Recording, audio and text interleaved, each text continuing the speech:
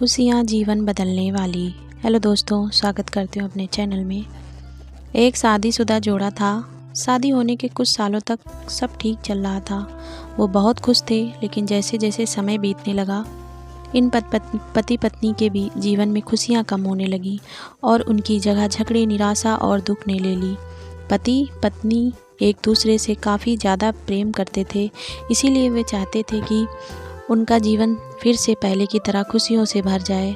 दोनों अपना जीवन पहले की तरह बनाने के लिए कोशिश करने लगे, लेकिन उनकी लाख कोशिशों के बावजूद उनका जीवन वैसे नहीं हो पा रहा था जैसा वो चाहते थे। जब वो ज़्यादा बड़ा बदलाव नहीं नज़र आया तो दोनों ने अपने कुल्लू गुरु के पास जाकर इस समस्या का समाधान पाने का निर्णय लिया। वे अपने कुल्लू गुरु के पास पहुँचे और उन्हें अपनी समस्या के बारे में विस्तार से बताया। उनकी बातें अच्छे से सुनने और समझने के बाद कुल्लू गुरु ने उन्हें एक उपाय बताते हुए कहा कि अगर आप दोनों किसी ऐसे जोड़े को खोज लेते हैं जो संपूर्ण रूप से खुश है, तो उसके कपड़े का एक टुकड़ा ले आना। बस उसी दिन से आपका जीवन बदल जाएगा और आपको वैसा जीवन मिलेगा जैसा आप चाहते हो। पति पत्नी इस उपाय को सुनकर खुश हो गए। उन्हें लगा ये अच्छा है, क्योंकि उन्हें ऐसे जोड़े को तलाश करने में ज़्यादा समय नहीं लगेगा जो पूरी तरह खुश हो, और साथ ही साथ उन्हें थोड़ा घूमने का भी मौका मिल जाएगा।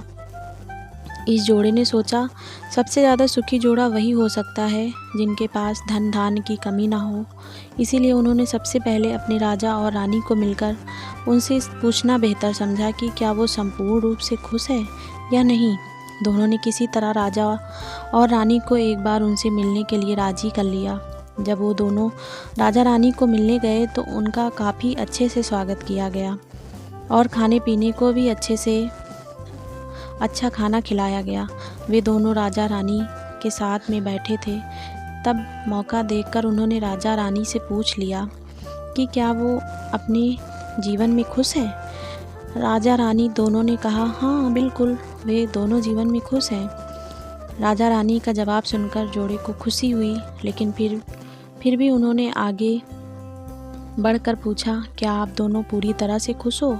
यह सवाल सुनकर राजा रानी के चेहरे पर थोड़ी सी उदासी छा गई। राजा ने कहा, हालांकि भगवान ने हमें जीवन में हर वह वस्तु दी है जिसकी ज़रूरत होती है, या यूँ कहूँ कि ज़रूरत से ज़्यादा ही दी है, लेकिन एक संतान सुख अब तक हमें नसीब नहीं हुआ। राजा का जवाब सुनकर जोड़े को पता चल गया कि वो संपूर्णतः सुखी नहीं है।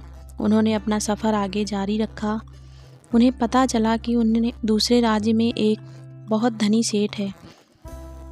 इस सेठ के पास धन दौलत के साथ साथ बाल बच्चे भी थे। इसीलिए उन्होंने उनसे जाकर पता करना चाहा कि क्या वो पूर्णतः सुखी हैं या नहीं।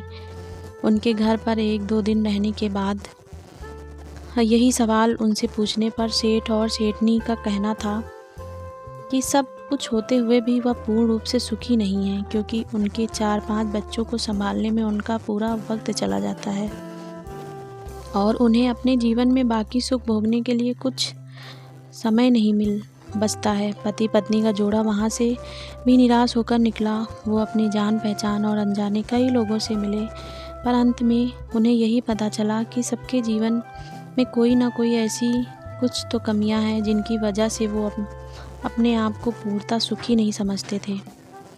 अंत में पति पत्नी एक किसान दंपति से मिले जो दोपहर में खेत में काम करने के बाद खाना खाने के लिए बैठे थे। उनके चेहरे पर जो बेफिक्री और शांति उन्होंने देखी, वो पहले किसी के चेहरे पर उन्होंने नहीं देखी थी। जोड़े को लगा कि शायद अब उनकी तलाश खत्म हो जाएगी। किसान पति पत्नी के पास जाकर दोनों ने उनसे पूछा कि क्या वो अपने जीवन में खुश हैं। किसान और उनकी पत्नी ने कहा, हाँ बिल्कुल, वो खुश हैं। जोड़े ने किसान से अपना अगला सवाल भी किया कि क्या वो जीवन में पूर्णतः खुश हैं। किसान ने मुस्कुराते हुए कहा, बिल्कुल, दुखी होने के लिए उनके पास कोई कारण नहीं है।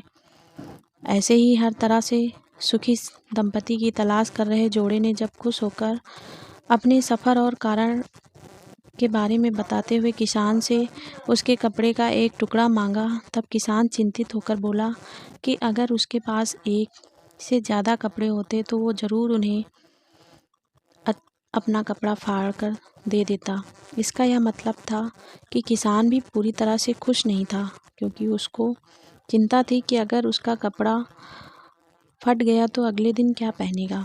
अपनी खोज में पूरी तरह असफल हो चुके पति पत्नी को आखिरकार ये समझ में आ गया कि पूर्णतः सुखी और खुश इस संसार में कोई भी नहीं है। ये हमारे विचार ही होते हैं जो हमें किसी वस्तु को लेकर सुखी या दुखी, खुश या नाखुश करते हैं। जैसे कि संतान ना होना किसी को दुखी करता है, तो किसी को संतान है और वो शरारत करते हैं, ये विचार दुखी करते हैं। किसी को कम धन होना दुखी करता है, तो किसी को ज़्यादा धन कोई चुरा ना ले, ये विचार दुखी करते हैं। तो दोस्तों, इस कहानी का निष्कर्ष आप ऐसे निकाल सकते हैं कि आप कितने खुश या सुखी हो सकते हैं, ये पूरी तरह आप ही के हाथ में है। आप जितना चीज़ों को या सिचुएशंस के प्रति सकारात्मक विचार रखते हैं, आप अपने आप को उतना ही सुखी और खुश होने में मदद करते हैं। तो दोस्तों, कैसी लगी आप सभी को ये कहानी, कमेंट करके ज़रूर बताना।